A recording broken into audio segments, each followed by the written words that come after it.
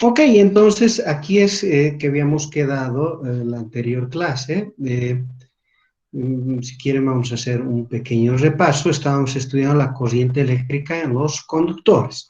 Entonces, ¿qué habíamos dicho? Nosotros, para poder provocar el movimiento de electrones al interior de un conductor, que sabiendo él tiene portadores de carga libre, ¿verdad? Electrones libres, eh, necesitamos de un campo eléctrico. Para ese campo eléctrico necesitamos una diferencia de potencial. Esa diferencia de potencial, en otras palabras, es un voltaje aplicado entre dos sectores cualesquiera del conductor, ¿verdad? Ahora, una vez que instauramos por algún mecanismo, del cual también hemos hablado, ese voltaje, entonces aquí al interior surgirá un campo eléctrico, ese campo eléctrico moverá a los electrones libres, ¿de acuerdo? Y ese movimiento entonces generará una corriente de electrones, una corriente de carga libre, ¿de acuerdo? Ahora bien, ¿cómo definimos la corriente eléctrica? Como la cantidad de carga que atraviesa la corriente una determinada superficie transversal a la dirección del movimiento de la misma por unidad de tiempo. Su unidad de medida en el sistema internacional, los amperes. Bien, ¿qué más? Hemos dicho de que en general el movimiento de carga puede ser definido de esta manera, a través de lo que se conoce como la densidad de corriente. La densidad de corriente se define como el producto de la densidad de carga libre, ¿verdad? Por la velocidad media del movimiento de los portadores de carga. Su unidad de medida en el sistema internacional, ampere por metro cuadrado. Como la velocidad es un vector, el valor medio de la misma es un vector, entonces J, que es la densidad de corriente, es un vector también. Ahora, ¿existe alguna relación entre la corriente que circula y la densidad de corriente? Por supuesto. Se define la corriente como la proyección del vector J sobre la dirección normal a la superficie en cuestión, ¿ya? Ok, entonces si entramos un poco en mayor detalle, habíamos visto de que es posible generar esa diferencia de potencial por medio de dispositivos que se conocen como fuentes de tensión. Ahora bien, habíamos visto también de que este dispositivo está hecho de materia, lo que nos ha obligado a hablar también de la propiedad eléctrica ligada a la materia, al tipo de materia del cual está hecho un objeto. La propiedad eléctrica asociada de manera directa con el tipo de materia del cual está hecho un cuerpo se conoce como resistividad, ¿ya? Si nosotros vamos a definir por Rho, pero con un sombrerito, ¿verdad? A la resistividad, la misma se mide en unidades de ohm por ohm metro, ¿de acuerdo? No por ohm metro, ¿ya? Esto define al tipo de materia del cual está, bueno, con el cual se ha armado el objeto en cuestión.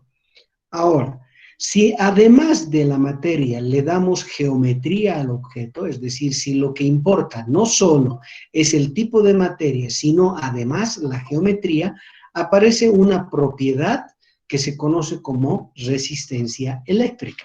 La resistencia eléctrica, entonces, es la propiedad eléctrica del material cuando se considera el tipo de materia del cual está hecho el objeto, pero también su geometría.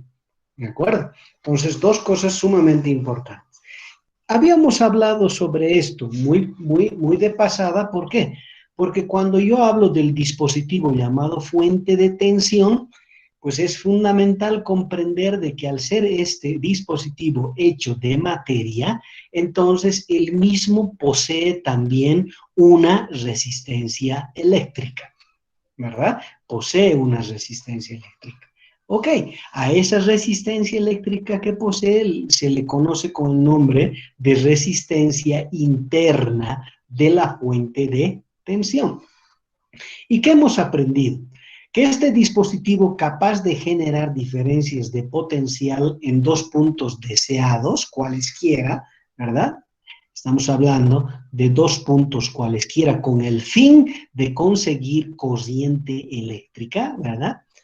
Entonces, ese dispositivo tiene sus terminales que les hemos llamado A y B. Ahora, el voltaje en las terminales entre A y B quiere decir esa diferencia de potencial, ¿de acuerdo? El potencial de A menos el potencial de B, pues depende de la corriente que circule a través de esta fuente de tensión. Y decimos que si la corriente que circula es cero, entonces ese voltaje entre A y B se conoce con el nombre de FEM o fuerza electromotriz. ¿De acuerdo? ¿Y qué habíamos dicho sobre eso? Que en realidad toda vez que uno quiera conocer la FEM del dispositivo, lo único que tiene que hacer es conectar a un voltímetro, de esa manera decir en otras palabras que la fuente debe estar libre de conexiones, ¿verdad? En ese caso, la FEM del dispositivo será la diferencia de potencial que uno puede leer, ¿de acuerdo? Ok, ahora, si el dispositivo estuviera conectado a un circuito, entonces, ¿qué ocurriría? Que una cierta corriente tuviera que circular a través de la fuente. Esa corriente circulando a través de la fuente provoca que el voltaje entre los puntos A y B se vea afectado por esa circulación. La forma en la que se calcula el valor de ese voltaje está dado por esta expresión, donde Y representa la FEM, ¿ya? O, si ustedes quieren, el voltaje cuando la corriente es cero. Claro, si aquí ustedes reemplazan cero, entonces el voltaje es simplemente la FEM. Pero en cualquier otra circunstancia, cuando está conectado a un circuito, la corriente que circula por la fuente de tensión provoca una disminución en el valor del voltaje dado por esta ecuación. ¿De acuerdo? Aquí R sub I, ya habíamos dicho, es la resistencia interna del dispositivo. Aunque en la mayor parte de estos dispositivos la resistencia interna es pequeña, es del orden de los ohmios, en el peor de los casos del orden de las decenas de ohms, igualmente, debido a que la corriente con la que uno trabaja es del orden de los miliamperes, entonces normalmente este término es muy pequeño, ¿ya? Pero no despreciable, ¿ya? Que siempre uno debe considerar. Entonces, este aspecto relacionado a cómo generamos esta diferencia de potencial está resuelto por medio de este dispositivo que se llama una fuente de tensión. Habíamos ahondado un poco más en esto de la fuente de tensión y habíamos dicho una cosa, que si nosotros medimos el voltaje en AB, y vemos que a medida que transcurre el tiempo, el valor del voltaje es siempre el mismo, ¿ya? Entonces se trata de una fuente de tensión que se conoce como fuente de tensión continua, ¿ya? Ejemplos concretos de estas fuentes de tensión continua, las pilas, las baterías, estas que alimentan el diario vivir nuestro, ¿verdad? Porque uno usa pilas, baterías en muchos dispositivos que usamos, pasando por los celulares, que es un objeto que se ha vuelto indispensable en nuestros días, ¿verdad? Entonces, todo el circuito del celular en realidad está siendo alimentado por una fuente de tensión que posee esta característica, que quiere decir que una vez que se enciende y circula una determinada corriente por el circuito, pues el voltaje que genera la fuente o la batería en este caso va a tener esta característica, ¿no? Va a permanecer constante, ¿ya? Por supuesto que uno puede conseguir en el mercado fuentes de tensión continua, pero variables, ¿ya? ¿Qué quiere decir eso? Que yo le puedo cambiar la FEM, ¿ya? En las pilas y baterías uno no le puede cambiar el FEM porque así es como ha sido construido, pero puede encontrar en el mercado dispositivos en los cuales uno le puede cambiar la FEM. Digamos, puede escoger de trabajar con un volt, 1,5, no sé, pues 5 volts, 12 volts y así sucesivamente. Uno puede en estos dispositivos por medio de una perilla, digamos, cambiar el valor de la FEM. Pero una vez que uno ha establecido la FEM, entonces esa se convierte en una fuente de tensión continua común y corriente, ¿ya? Ok. ¿Alguna pregunta sobre todo este detalle que hemos hecho un resumen muy rápido ahora?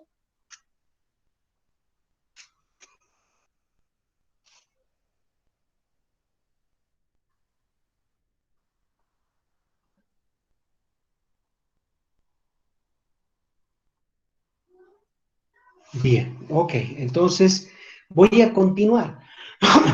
Y ahora, ¿qué es lo que vamos a ver, por favor? Vamos a volver a este problema. Vamos a estudiar la corriente eléctrica en los conductores. Eso es lo que vamos a hacer. ¿De acuerdo? Existe una manera clásica de hacerlo que se conoce como el modelo de Druth, ¿ya?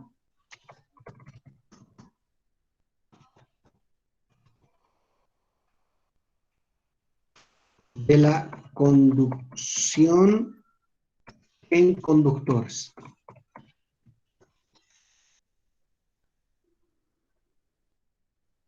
¿Cómo es este modelo?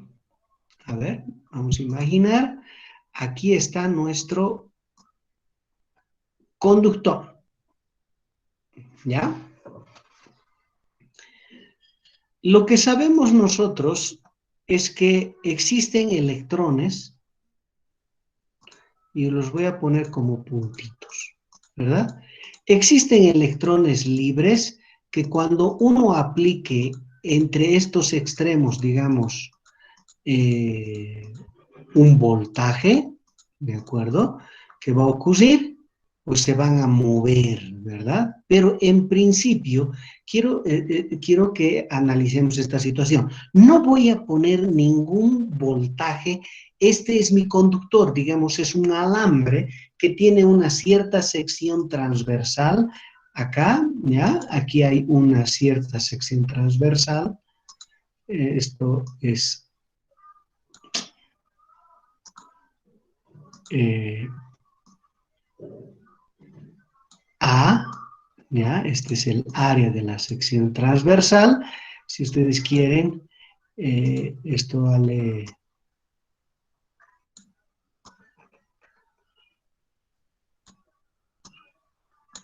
L,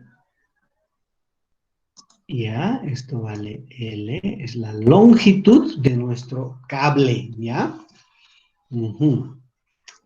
Claro, qué mejor que imaginar un cable de una sección transversal, digamos, circular, de radio o de área A, y la longitud del mismo, L.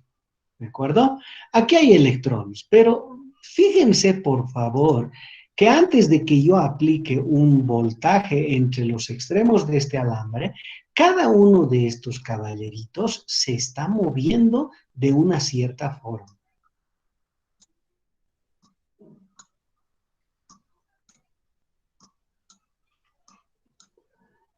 Y obviamente ustedes entenderán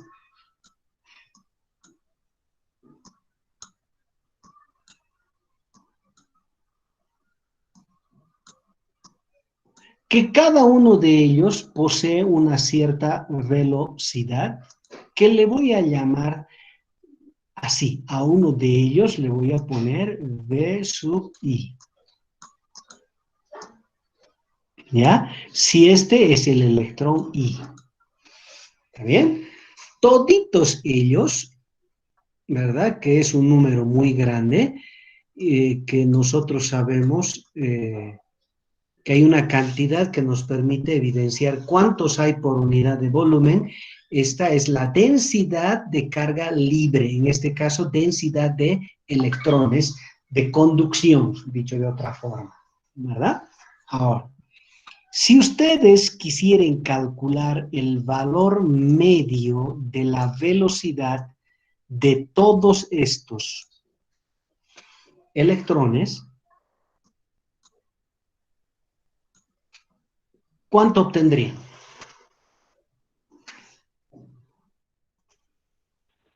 Cero. El motivo, tiene, Teoría de probabilidades. tiene toda la razón, vale cero.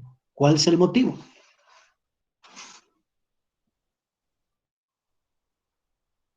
Que todas se mueven en distintas direcciones y al final la probabilidad de que se muevan en direcciones opuestas es la misma. O sea, en distintas direcciones la probabilidad va a ser la misma. Y Ya, entonces pero probabilidades al exacto, infinito. exacto, tiene usted toda la razón, pero por sobre todo eso hay un hecho fáctico, ¿verdad? ¿Cuál es ese hecho fáctico? El que no hay corriente, pues. Si yo pusiera un instrumento para medir la corriente aquí, ¿cuánto me mediría? No se olviden que esto es un pedazo de alambre y no hemos conectado a ninguna fuente.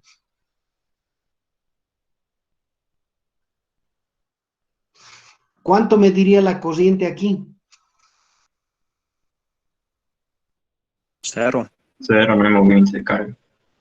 Obviamente mido cero. ¿Qué quiere decir corriente igual a cero? Esto quiere decir, no estoy diciendo que no existan electrones y tampoco estoy diciendo que los electrones están quietos. No, no, no están quietos, se están moviendo a todo lado.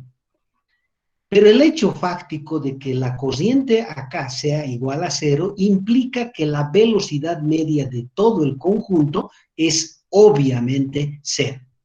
Lo que nos ayuda un poco a comprender lo que estaba mencionando su compañero, de que no existe un motivo por el cual haya preferencia de movimiento de los electrones hacia una cierta dirección. Por lo tanto, la probabilidad de movimiento en cualquier dirección es la misma. ¿Eso qué quiere decir? En el fondo, que la velocidad media debe ser cero. Si sumare toditos estos vectores y los dividiera entre el número total, pues nos daría cero. Eso es. Claro que hay una manera más simpática de hacer eso, que seguramente ustedes lo van a hacer cuando lleguen a su curso de física moderna, ¿ya? Pero, mientras tanto, pues lo vamos a dejar así, porque el modelo de Drude de conducción en conductores es un modelo clásico, ¿de acuerdo? No, no es como se comprende en la actualidad, pero yo no puedo hacer ese cálculo debido a que ustedes obviamente no tienen idea de la mecánica cuántica aún, pero eso va a acabar en algún momento, ¿ya? Ahí es donde ustedes van a estudiar un modelo moderno sobre la conducción. Pero, ¿por qué estudiamos esto? Porque de alguna forma el resultado que permite obtener es realmente espectacular, sirve mucho. Entonces, lo vamos a tomar, ¿ya? Ahora, ¿qué hemos dicho nosotros? Hemos dicho que J, es decir, la densidad de corriente, es igual a ¿qué? Por definición, a rho por V medio. Claro, entonces si la velocidad media es cero, ¿cuánto es J? ¿Cuánto es la densidad de corriente aquí? Pues es cero. Y si la densidad de corriente es cero, debido a que I se puede calcular en función de J, pues obviamente vale cero también. No hay dónde perderse. No está hablando de uno de ellos, está hablando del valor medio de todo eso. ¿Mm? El efecto de uno, pues no nos interesa porque es imperceptible para nosotros entes macroscópicos, ¿verdad? Lo que le ocurra a uno es imposible que nosotros lo podamos distinguir a través de nuestros sensores, ¿verdad? Nada. Pero en valor medio sí es perceptible. Ok. Entonces, vamos a partir de esta relación. Y voy a intentar calcular J, pues calculando el valor medio de la velocidad. ¿Y qué es lo que hace Drude para calcular el valor medio de la velocidad? Miren, planteamos un problema muy elemental de fisiquita 1, ¿no? ¿Y qué dice? A ver, suponiendo que el movimiento va a ser en una dirección, y esa dirección es esta que estamos escogiendo, y le vamos a llamar X. ¿Está bien? Ok. Entonces Drude dice, vamos a suponer que tenemos una de estas partículas que está aquí con un estado de movimiento que es el reposo al inicio. ¿Ya? Aquí está una de nuestras partículas con una velocidad igual a 0. ¿En qué tiempo? En el instante de tiempo t sub 0 igual 0. ¿Acaso no es así como tratamos los problemas de fisiquita 1? Por supuesto. Entonces, esta partícula va a estar sometido cuando yo aplique un voltaje. Es muy importante. Ahora voy a agarrar y voy a generar entre este punto y el otro una diferencia de potencial. Ahora sí me interesa. Ahora sí aplicamos una diferencia de potencial, en otras palabras, un voltaje. Dígame, cuando apliquemos el voltaje a estos dos extremos, ¿esto seguirá siendo cierto?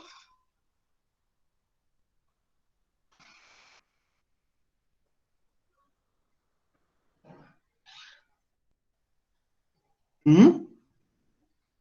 Obviamente que no.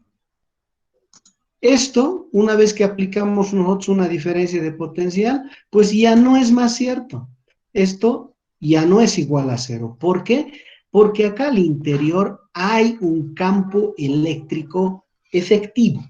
Un campo eléctrico que obliga a estos a tener una dirección preferencial de movimiento. ¿Verdad? Entonces, esto ya no es cero, ya no. Entonces, tenemos que calcular el valor de la velocidad. Entonces, ¿qué estamos diciendo? Yo voy a agarrar uno de ellos cualquiera y le voy a dar esta condición, ¿de acuerdo? Entonces, tiene velocidad igual, inicial igual a cero, y lo que yo quiero es plantear lo siguiente, ¿ya? Que luego de que has recorrido una cierta distancia, es decir, cuando se encuentre acá, esto es D, le voy a llamar D, ¿de acuerdo? A la distancia que has recorrido luego de un cierto tiempo. A ese tiempo le voy a llamar tau. ¿Recuerdan a qué cosas le llamamos tau?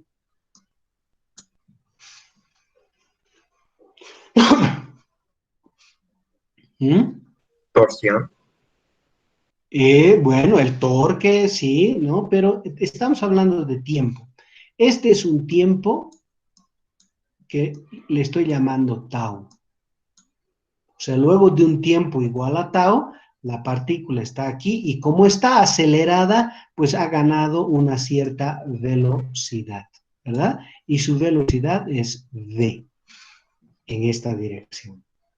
Normalmente cuando hablamos de tau y es un tiempo, ¿a qué cosas le llamamos tau?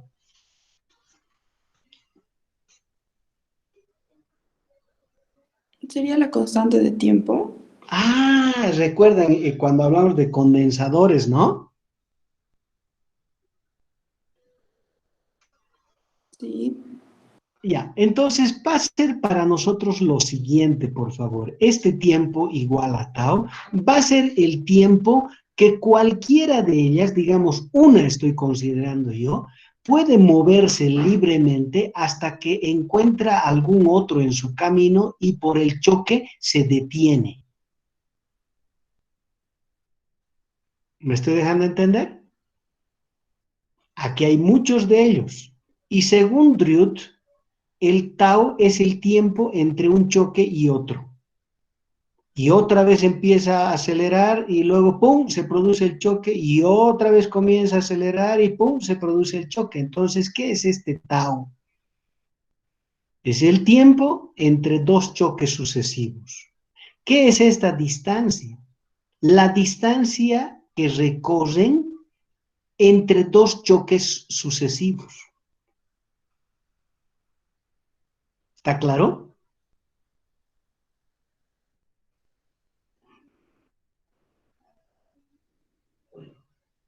Bien.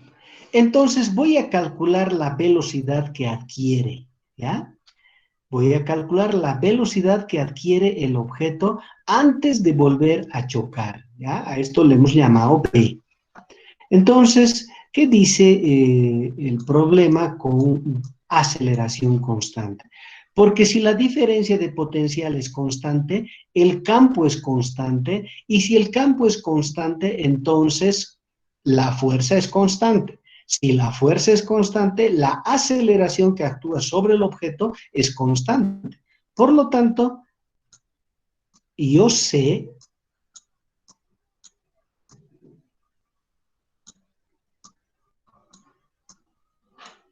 que la ecuación que rige la velocidad del objeto está dado por esta expresión.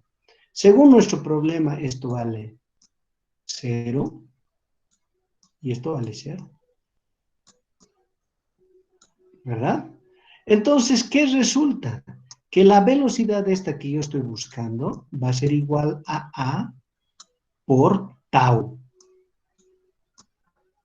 ¿Cierto?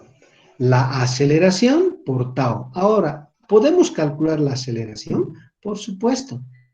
Sabemos que fuerza es igual a Q por E. No les estoy poniendo flechas porque es un problema unidimensional. Entonces no hay necesidad de ponerle flecha, ¿verdad? Como F también es igual a masa por aceleración, entonces de aquí la aceleración igual a ¿qué es? ¿Ah?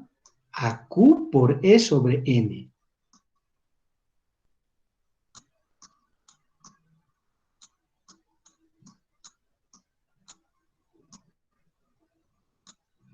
Por tau. Ahí está. Entonces yo ya tengo la velocidad de una de ellas cualquiera, igual a esta expresión, en función obviamente del tau, ¿no? Ahí está. ¿Está bien?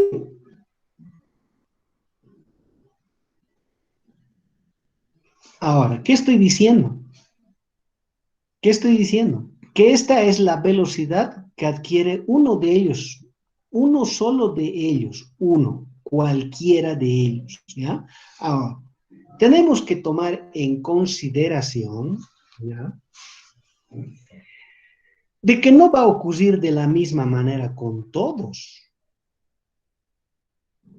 Algunos tendrán una distancia entre choque y choque menor, otros una distancia mayor, por tanto hay un tiempo diferente para toditas ellas. Entonces tenemos que poder calcular el valor medio de esto, ¿de acuerdo? O dicho de otra forma, el valor medio de los tiempos entre choque y choque. Por lo tanto, cuando yo le saque el valor medio,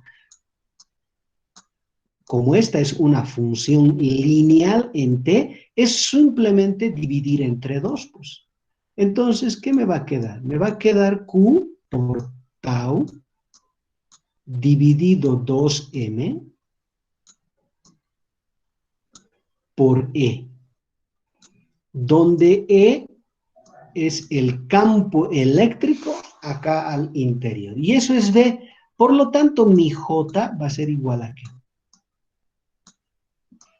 El J sería igual a ρ por esta cantidad, ¿verdad? Ρ por Q por tau dividido 2m por E, donde E el campo eléctrico. Ahí está. Eso es. ¿De acuerdo? ¿Alguna pregunta?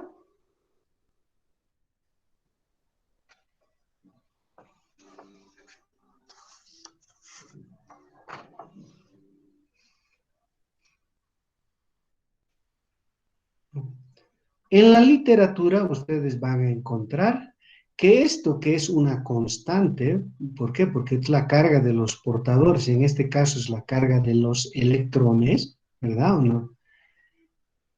Este ρ que significa la densidad de carga libre, que se conoce para todos los materiales conductores, tau que puede ser medido, ¿ya? Y m la masa de estos portadores, o dicho de otra forma, la masa del electrón. En la literatura, a todo eso, que es una constante, se le conoce con el nombre de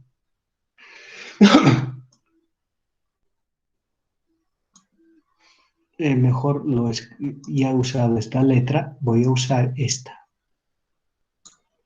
Esto también he usado, pero le voy a poner así, ¿ya? Con sombrerito encima. Se le llama a esto la conductividad, ¿de acuerdo?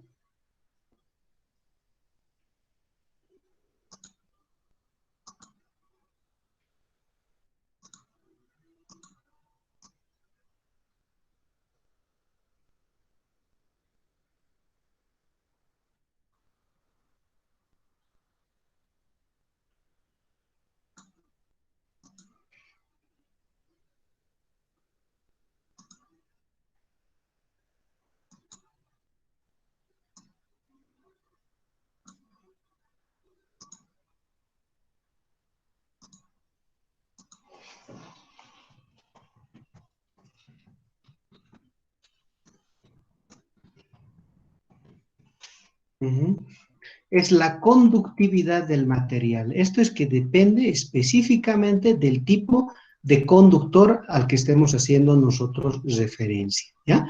¿A qué es igual? Entonces, absolutamente a todo esto, ¿de acuerdo?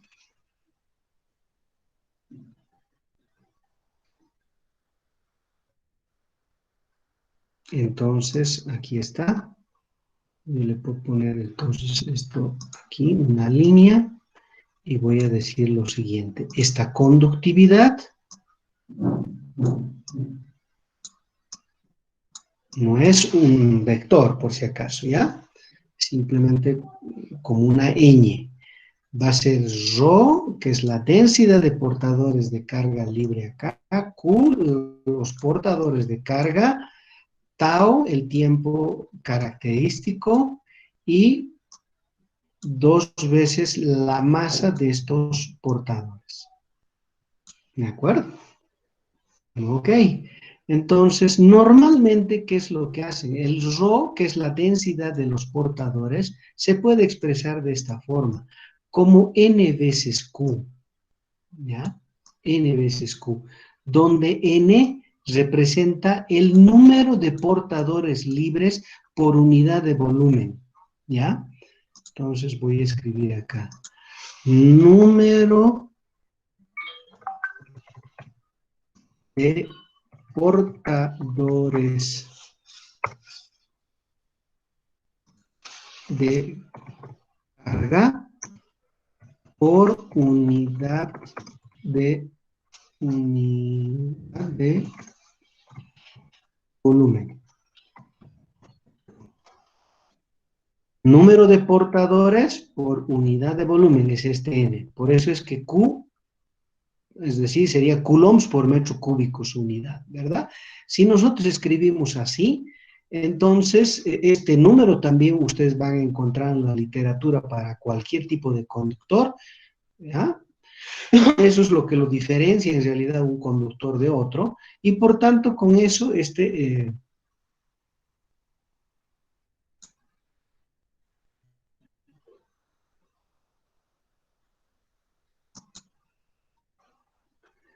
por eso esta cantidad se podría escribir entonces de esta manera, ¿no? Ahora es que me ha salido una recta justo cuando no quiero, porque es como la ñ, ¿ya?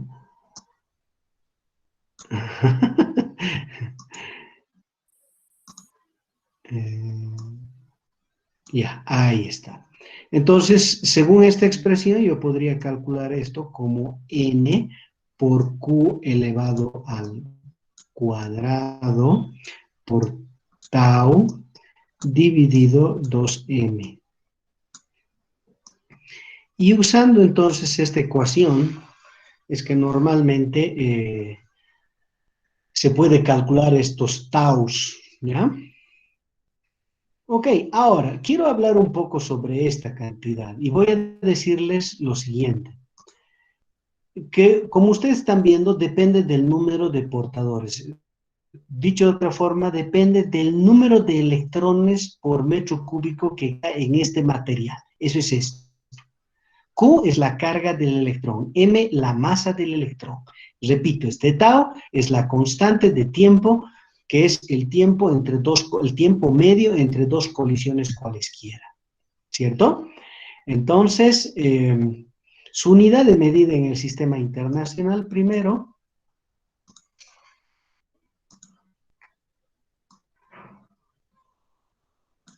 a ver, alguien que me diga qué unidad de medida tendría.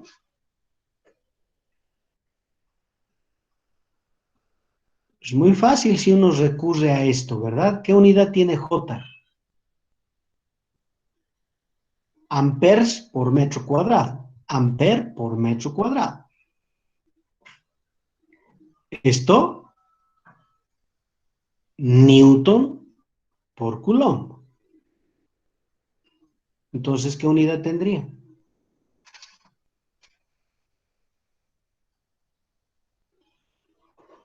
¿Mm?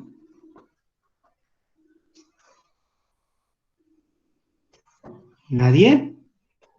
Bien, hagan el trabajito y van a encontrar lo siguiente, ¿ya? Es 1 sobre ohm metro. Eso van a encontrar. ¿Qué quiere decir esto? Quiere decir que la conductividad es el inverso de la resistividad de la que habíamos hablado antes, ¿verdad? Entonces, le habíamos llamado nosotros a la resistividad con este sombrerito, ¿eh? Eso, le habíamos llamado a la resistividad, rho sombrero, y simplemente es el inverso de sigma sombrero. ¿Ya? Sigma sombrero. Estos dos términos son inversos. Si esta es la resistividad, entonces la resistividad de un material es el inverso de su conductividad. Mientras mayor sea la conductividad, menor será su resistividad. Ya habíamos hablado antes de que esta cantidad era función ¿de qué? Del tipo de material del que estamos hablando. Bien. Ahora voy a mostrarles el por qué, pero para esto necesitamos volver a la conductividad. A ver, fijémonos por favor, ¿de qué cosas depende la conductividad? Esto está definido una vez definido el conductor. O sea que aquí en esta N está el tipo de conductor del que se trate sobre este N. Entonces cambio de un conductor a otro, digamos, cobre a plata, lo que va a cambiar es este N, el número de electrones por unidad de volumen que haya. Eso va a cambiar. Haya. O sea que la conductividad es función del tipo de conductor del que estamos hablando o del tipo de material del que estamos hablando. Aquí está la dependencia. ¿Qué otra cosa? Los portadores, esto es una constante, esto no cambia. Pero fíjense, también depende de tau. ¿Qué ustedes pueden decirme sobre tau? Además de depender del tipo de materia que hace al conductor, ¿qué tiene que ver el hecho de que dependa de tau? ¿Alguien?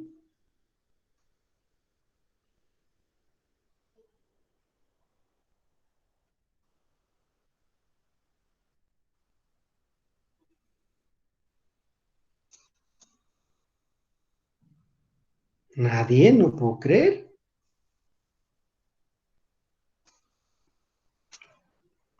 ¿Mm?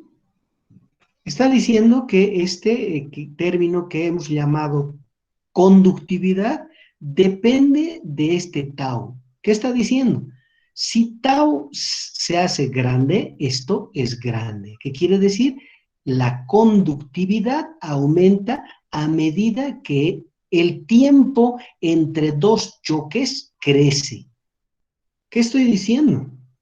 ¿Qué estoy diciendo? Que desde el punto de vista de ese modelito tan elemental, la conductividad tiene que ver con este tiempo. Más grande este tiempo, ¿qué quiere decir? Puedes recorrer mayor distancia antes de volver a chocar, eso quiere decir, ¿verdad? Entonces la conductividad es mayor. Eso es obvio, obvio. Si uno de ellos puede recorrer mucha distancia antes de volver a colisionar, entonces obviamente el flujo es mayor, ¿cierto? El flujo es mayor. ¿Y cómo se puede conseguir cambiar este tau? Eso sí tienen que decirme.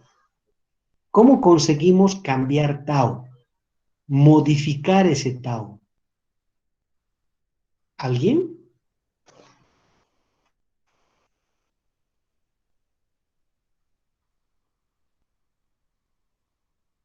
¿Están ahí o se ha cortado la comunicación?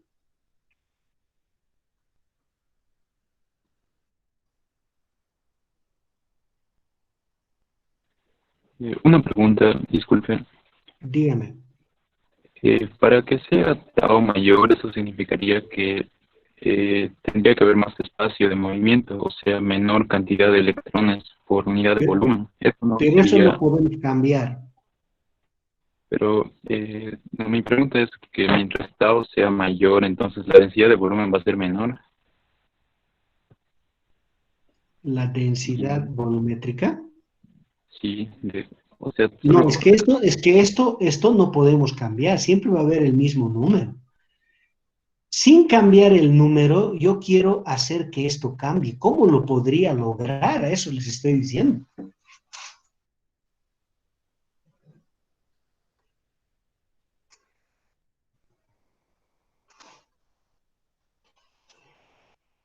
con la velocidad o la aceleración. Pero ya estoy viendo de que depende del campo, ¿no? Y el campo lo único que va a hacer es variar J. Esto no depende del campo, es estrictamente relacionado con estos portadores. Cuando yo varíe el campo aquí, y es porque he variado la diferencia de potencial, entonces simplemente va a afectar a la densidad de corriente. Pero no, a esto no. Pero está muy evidente. A ver, por favor, eh, salgan desde su casilla y vean este problema desde arriba. Hay una manera simpática de hacer que tau cambie. ¿Cuál es esa? haciendo crecer Haciendo crecer qué cosa, el área esa del, área. sí, Uy, no, aquí no hay nada con esta geometría, si ustedes se han fijado. Nada con esta geometría, ¿no? No, no. Ya, yo sé que vamos a tardar mucho tiempo y me voy a adelantar y les voy a decir, la clave del éxito es esto.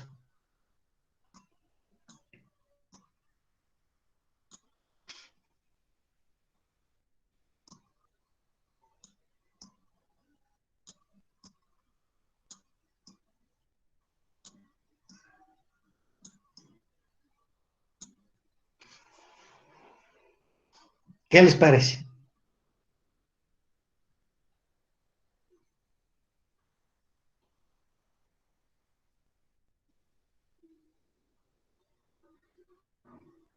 Se han quedado mudos.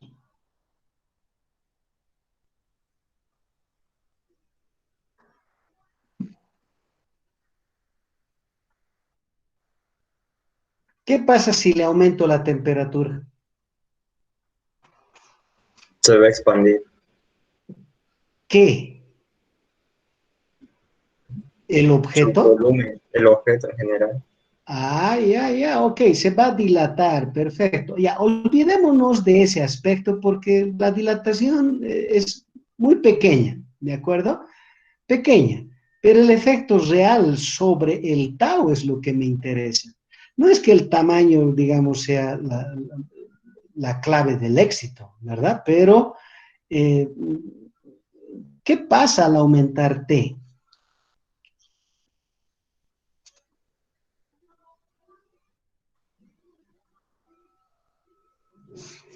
¿Crece tau o disminuye tau? ¿Qué dicen? ¿Aumento la temperatura y aumenta tau o disminuye tau? ¿Qué dice?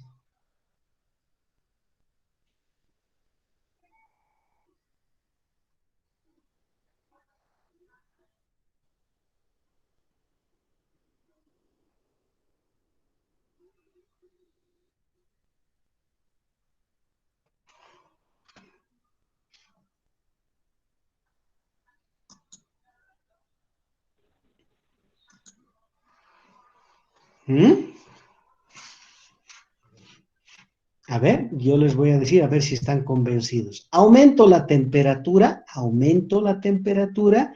y tau disminuye.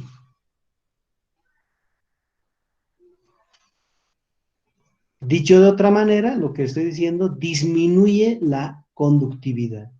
Dicho de otra manera, aumenta la resistividad. ¿Qué les parece?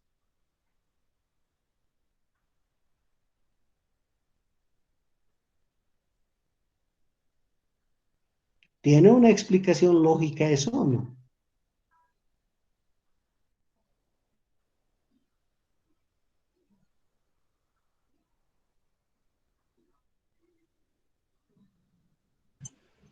Sí, porque los átomos tendrían más energía.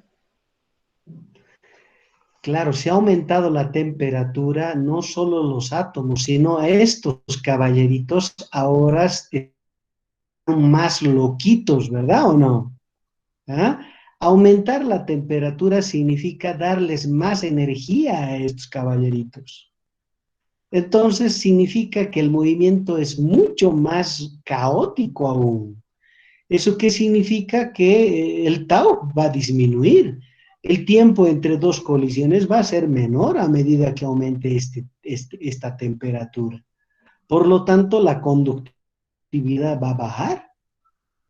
Ahora, ¿qué pasa si es que yo voy disminuyendo la temperatura? Pues al revés, ¿verdad o no? Estos se van calmando, calmando, calmando progresivamente. ¿Qué pasa si nosotros vamos al cero absoluto?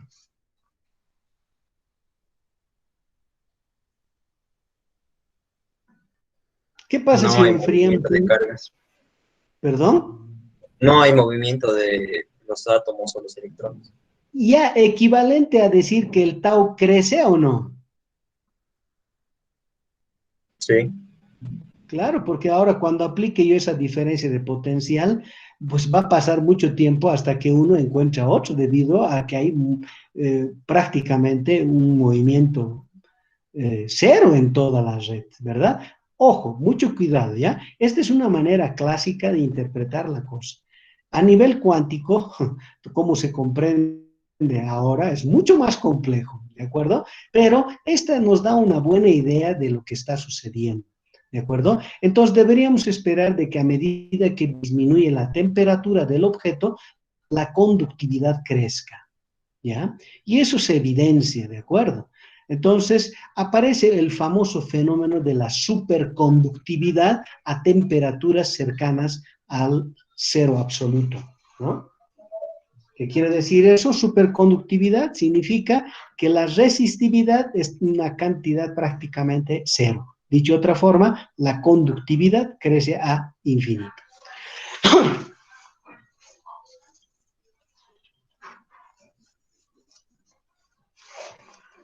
¿Está bien?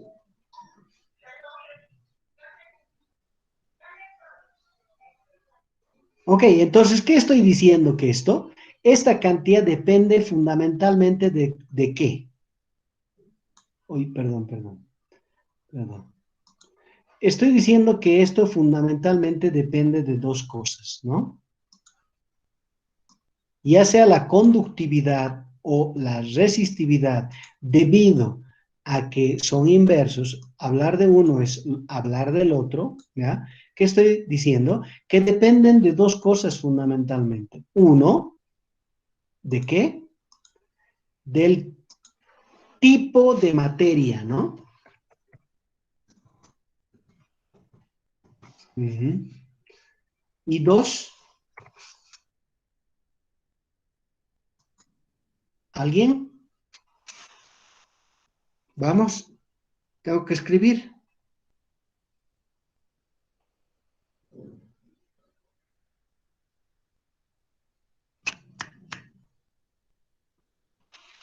De la geometría. Ajá, no. ¿Dónde ve la geometría del objeto aquí? En ningún lado. Acabamos de decir que el tipo de materia está asociado aquí. El número de electrones libres por unidad de volumen, eso hace un conductor o hace otro tipo de conductor. O sea que depende del tipo de materia. Pero además hemos visto que depende de quién. De la temperatura.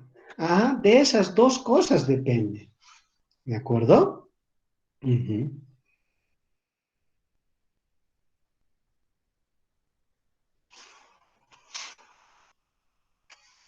Entonces, la conductividad de un material o la resistividad del mismo depende del tipo de materia del cual está hecho ese objeto, pero de la temperatura del mismo también. ¿De acuerdo?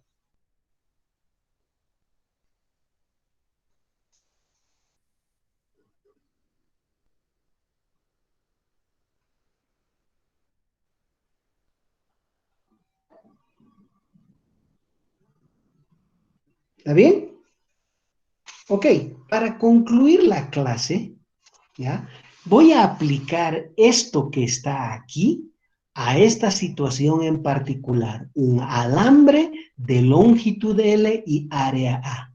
Y voy a ver si existe algún tipo de relación con la geometría y qué cantidad física está relacionado con la geometría del conductor.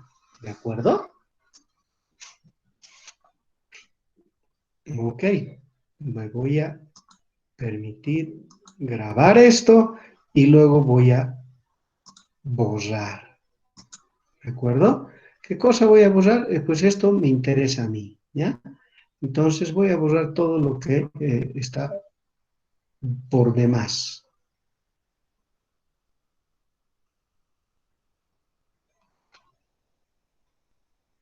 Uh-huh. Ok, entonces ahí vamos. ¿Y qué vamos a decir? Debido a que J es igual a ¿qué? A la conductividad por el campo, ¿verdad? El campo aquí adentro, ¿a qué es igual? el campo aquí adentro va a ser igual a la diferencia de potencial, que es V, y hemos resuelto ese problema. Esta cara está un potencial, esta otra cara otro potencial. Entonces, la diferencia de potencial dividido entre la distancia que los separa, que es en este caso L, ¿verdad? ¿En qué dirección? Pues hacia allá, ¿ya? Digamos, le voy a llamar unitario E, le voy a poner, ¿ya? Unitario E. Para no llamarle EX ni nada de esas cosas, ¿ya? El unitario en la dirección E. ¿Listo? Eso es E. Entonces voy a reemplazar y voy a tener J, que veo.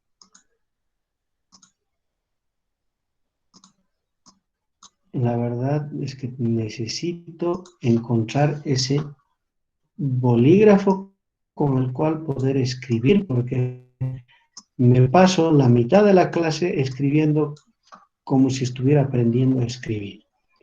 Entonces tenemos la conductividad por el voltaje dividido L, ¿verdad? Todo unitario en la dirección de E. Ahí está J. Pero yo sé que I es igual a la integral sobre el área, ¿verdad o no? De J.Un unitario normal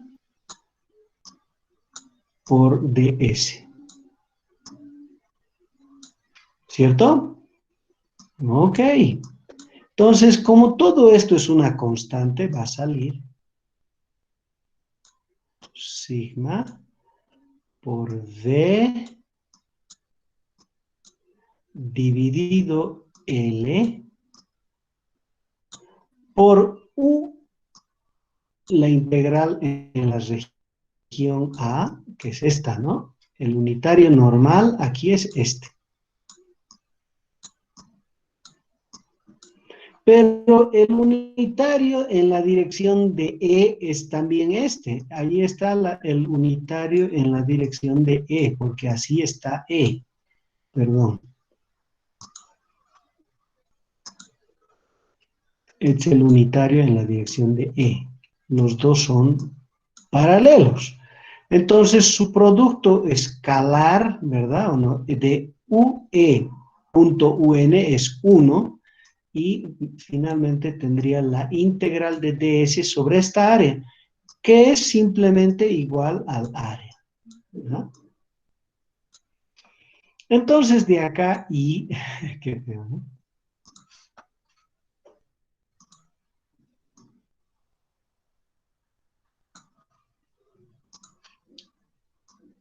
Y, que es la corriente que estaría circulando, ¿verdad? Sería igual a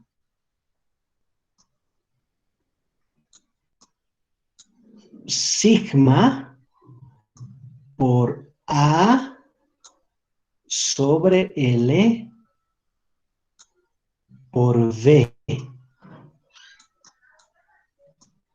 Este trabajo ha sido hecho por Ohm, ¿de acuerdo?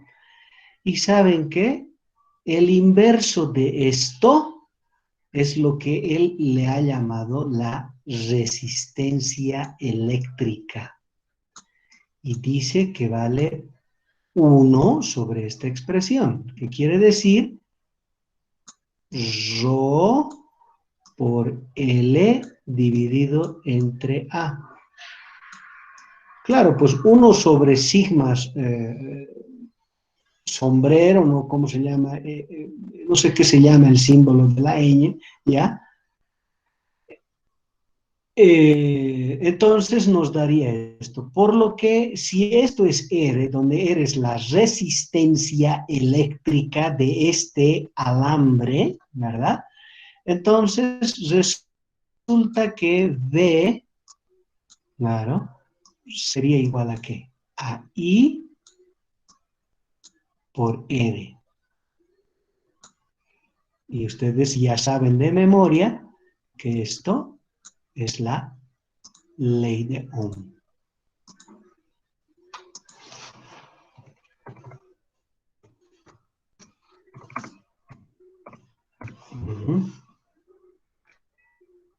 ¿Listo? Está diciendo que un conductor, cuando le aplican una diferencia de potencial, van a provocar una corriente que es proporcional a esta R que se conoce como la resistencia eléctrica del mismo. ¿Verdad? Donde su valor está expresado de esta forma. ¿Verdad? Si esto es 1 sobre R, esa R viene acá y listo. ¿Verdad? Entonces, para un alambre, fíjense, un alambre, ahora está metida su geometría. ¿Ah? Está metida la geometría. No solo la forma, sino también el tamaño. Ahí está. La resistencia eléctrica de este material es función de ¿qué? De su resistividad y de la geometría. Ah, muy bien. Ahí está todo el detalle sobre esto. ¿Ya? Preguntas.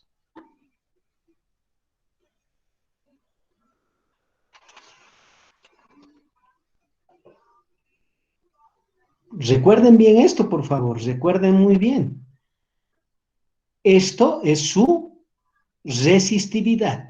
¿La resistividad de qué depende? Depende de dos cosas. El tipo de material y la temperatura del material.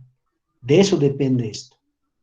Pero R no solo depende de eso, sino también de la geometría del material. Por tanto, la resistencia eléctrica depende de dos cosas fundamentalmente. Uno, el tipo de materia y la temperatura, que está aquí, y dos, de la geometría del cuerpo. Entonces, yo lo voy a cerrar así y voy a volver aquí. ¿Recuerdan? Dijimos, ¿no? La propiedad que tiene que ver con el tipo de materia y, si ustedes quieren, la temperatura del mismo, ¿verdad o no? ¿Ya? Porque aquí este ρ depende del tipo de materia y la temperatura, mucho cuidado, ¿ya? Eso. Aquí quisiera poner, ¿ya? Aquí lo voy a poner y voy a decir, para completar esta situación, esta ρ depende de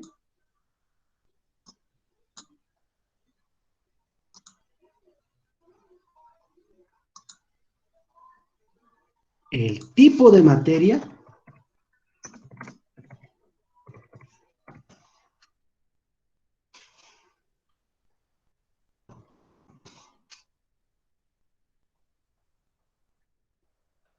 y la temperatura del objeto.